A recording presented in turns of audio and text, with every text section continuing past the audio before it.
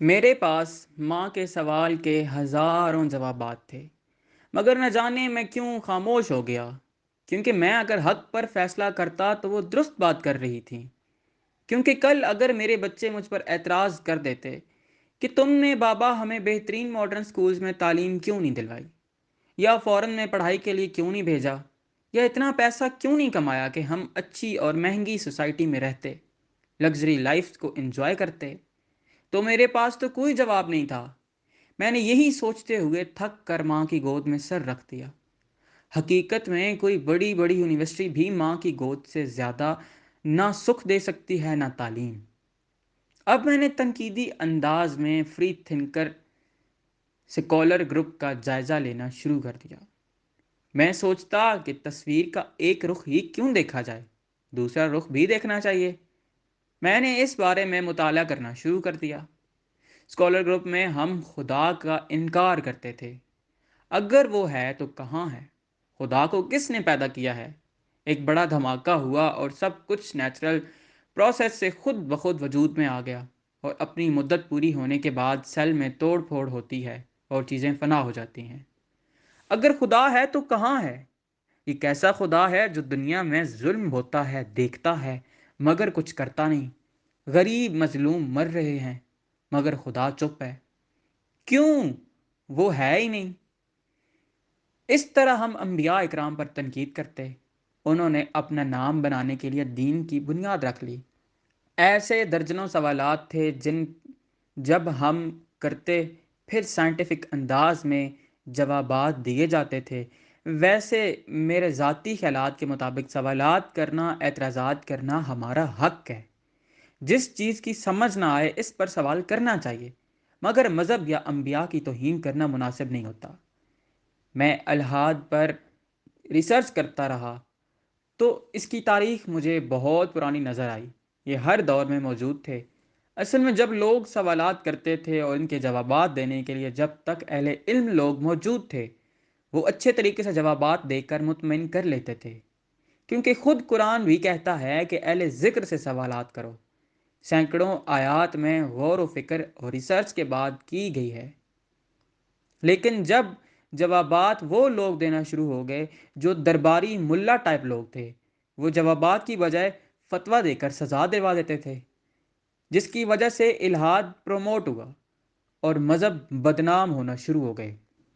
مثلا ایک دفعہ ایک الحادی نے قرآن پاک پر اعتراضات کے نام سے کتاب لکھ دی۔ بہت شور مچ گیا، بات سزا تک پہنچ گئی۔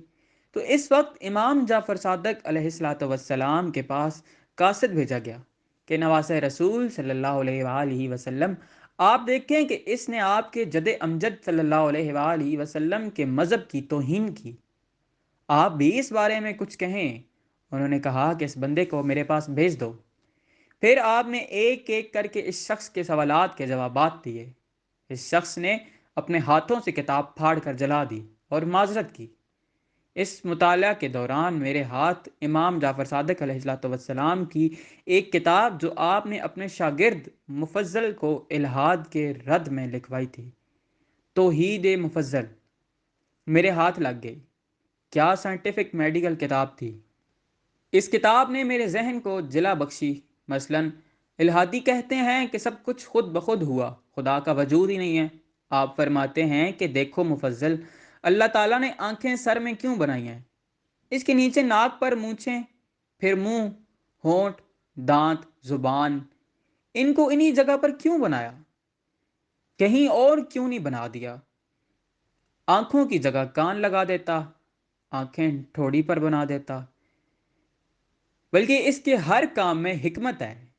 آنکھیں اوپر بنائیں کہ انسان دور تک دیکھ سکے، آنکھوں پر آبرو بنائے تاکہ پسینہ آنکھوں میں نہ جائے۔ اس کے نیچے ناک بنایا تاکہ انسان منہ میں جانے والی غذا کو پہلے سونگھ سکے۔ اس کتاب میں انسانی جسم کے ایسے پرحکمت راز کھولے گئے کہ میں اش اش کر اٹھا۔ میں نے جب یہ سوالات گروپس میں اٹھائے تو الحادیوں کے پاس جوابات نہیں تھے، بلکہ انہوں نے بھی مجھ پر فتویٰ لگا دیا کہ یہ الحادیوں میں مرتد ہو گئے۔ پروفیسر نثار تو مجھے دیکھ کر دور سے منہ پھیر لیتے تھے۔ ان کے پاس میرے کسی سوال کا جواب نہیں تھا۔ میں یونیورسٹی میں الہادیوں کا ناطقہ بند کر دیتا تھا۔ میں نے بہت سارے طالب علموں کو ان کے چنگل سے نکالا۔ ایک دو دفعہ مجھ پر یونیورسٹی میں حملے کرنے کی بھی کوشش کی گئی، کیونکہ میں اچھی طرح سمجھ چکا تھا کہ سوال کرنا بری بات نہیں ہے، بس آپ کو دیکھنا چاہیے کہ سوال آپ ٹھیک بندے سے کر رہے ہیں۔ مثلاً ایک بڑا بہترین سوال تھا کہ زمین پر زلزلے کیوں آتے ہیں، اور جواب دینے والے نے زمین کو گائے کی سینگوں پر چڑھایا اور پھر گائے کو کچھوے کی پشت پر جو پانی میں تیر رہا ہے، اور گائے کے ہلنے سے زمین پر زلزلے آتے ہیں، تو یقین کریں سوال کی روح کانپ گئی۔ صحیح سوال کرنے والے نے جب صحیح شخص سے سوال کیا کہ مولا علی علیہ الصلوۃ والسلام ہمارے کاروباری فائدے میں 70 اونٹوں کو ہمارے درمیان تقسیم کریں کہ نہ اونٹ کاٹنا پڑے نہ پیسے دینے پڑے، بس ہر چیز برابر آ جائے، تو آپ نے اس وقت زو اضاف العقل کا فارمولہ نکالا، یعنی ایک اونٹ پاس سے ڈال کر اونٹ تقسیم کیے اور پھر اپنا اونٹ واپس بھی لے لیا۔ تو آج تک بچے جب اسکول میں میتھ کے سوال کرتے ہیں اور زو اضاف العقل کا فارمولہ لگاتے ہیں تو سوالات اور جوابات بھی خوش ہوتے ہیں۔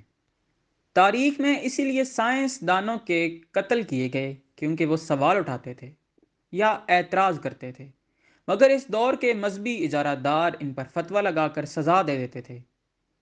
جب گلیلو کا واقعہ ہے، حالانکہ وہ کہتا رہا کہ میں بائبل پر اعتراض نہیں کر رہا، بلکہ جو تم لوگوں نے اس کی خود ساختہ تشریح کی ہے کہ زمین کائنات کا مرکز ہے، مجھے اس پر اعتراض ہے، مگر کسی نے اس کی سنی نہیں۔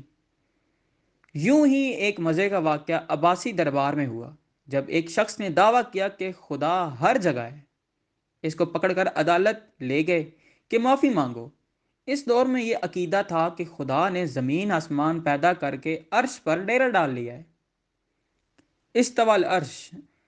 اب اس شخص پر جو اعتراض کیا گیا، اس کی دلیل یہ دی گئی کہ تم جو کہتے ہو کہ خدا ہر جگہ ہے، تو بتاؤ کہ جس جگہ انسان گندگی کرتا ہے کیا خدا وہاں بھی ہے؟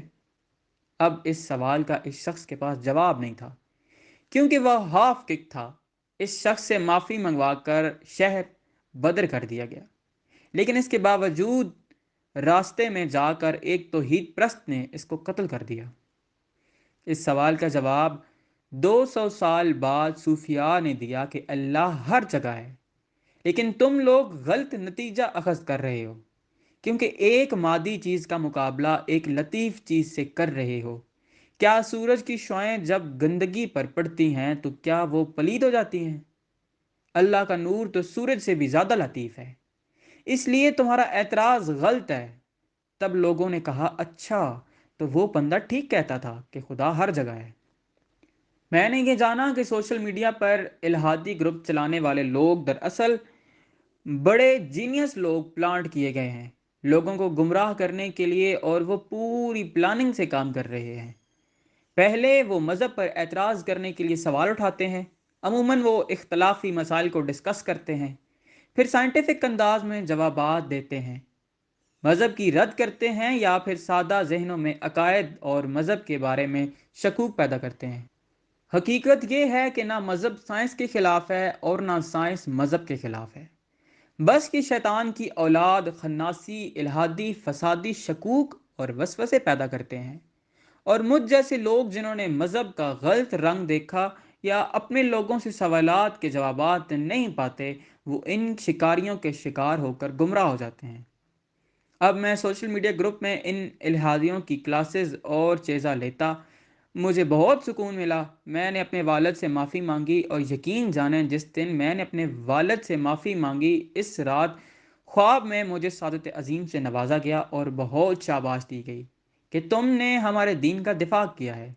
میں نے ان سے بھی توبہ کی اور معافی مانگی اور بخشش کی گزارش کی۔ انہوں نے فرمایا کہ جب ہم نے تمہیں معاف کیا تھا تبھی تو زیارت سے مشرف فرمایا، تمہارے سارے گناہ ہم نے معاف فرمائے، تمہیں سارے رنگ اس لیے دکھائے تاکہ تم مضبوط ہو سکو۔ ہم تو سراپا بخشش ہیں اور انتظار میں بیٹھے ہیں کہ کوئی آئے ہماری نصرت کرے تاکہ ہم اسے مقام عطا فرمائیں۔ بس تم انتظار کرو، دعا کرو اور کوشش کرو کہ جلد از جلد ہمارا ظہور ہو اور دنیا پر نظام مصطفیٰ قائم ہو، تاکہ یہ شیطانی دجالی راج ختم ہو، آمین یا رب العالمین۔ بس دوستوں، تب سے میں انتظار اور دعا میں ہوں اور لوگوں کی شعوری مدد کرتا رہتا ہوں، اور اپنی کہانی بھی اس لیے لکھی کہ شاید آپ کو کچھ سیکھنے کو ملے۔ ختم شد۔ اور آخر میں شکریہ ادا کروں گا سید عباس حمدانی کا، جنہوں نے اتنی پیاری یہ اسٹوری لکھی۔